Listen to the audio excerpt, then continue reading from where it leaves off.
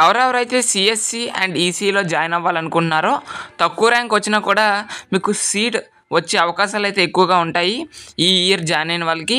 ఆ యొక్క ఇన్ఫర్మేషన్ తెలుసుకునే ముందు లైక్ చేయకపోతే లైక్ చేయండి. సో మీరు ఇక్కడ స్క్రీన్ మీద చూసుకున్నట్లయితే పెరగనున్న ఇంజనీరింగ్ సీట్లు. సో దీనితో ఒక్కొక్క బ్రాంచ్లో ఇప్పటివరకు కూడా 240 సీట్లు మాత్రమే ఉండేవి.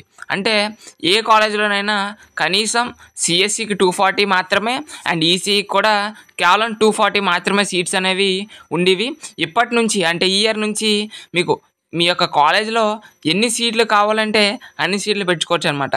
సో ఇప్పుడు చాలా డిమాండ్ అనేది సిఎస్సి అండ్ ఈసీకి ఉంది కాబట్టి ఒకవేళ ఆ కాలేజీ వాళ్ళు మాకు ఇంకా సిఎస్సి అండ్ ఈసీ సీట్లు కావాలి, మేము ఒక 300 లేదా 400 చేసుకుంటాము అంతే కూడా ఏఐసిటి ఏదైతే ఉందో దానికి అప్రూవల్ ఇస్తామని చెప్పడం అయితే జరిగింది.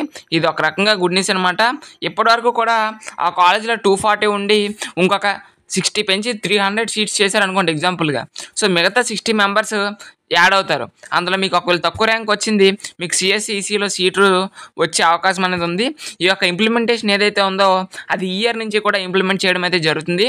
ఒక రకంగా గుడ్ న్యూస్ అనమాట. సో మనకి ఈ ఇయర్ నుంచి కూడా సిఎస్సి ఈసీ సీట్స్ కూడా పెరిగే అవకాశం ఉంది కంపేర్ విత్ లాస్ట్ ఇయర్. ఓకేనా, లాస్ట్ ఇయర్తో కంపేర్ చేస్తే year ECE and CSC seats అనేవి ఇంక్రీజ్ అయ్యే అవకాశం ఉంది. ఈ ఇయర్ వాళ్ళందరూ ఎవరెవరైతే ఎంసెట్ రాశారో వాళ్ళందరికీ ఒక రకంగా గుడ్ న్యూస్ అనమాట. ఇది ఇన్ఫర్మేషన్. ఇటువంటి ఇంపార్టెంట్ అప్డేట్స్ కోసం మన ఛానల్ అయితే సబ్స్క్రైబ్ చేసుకోండి. Thanks for watching this video.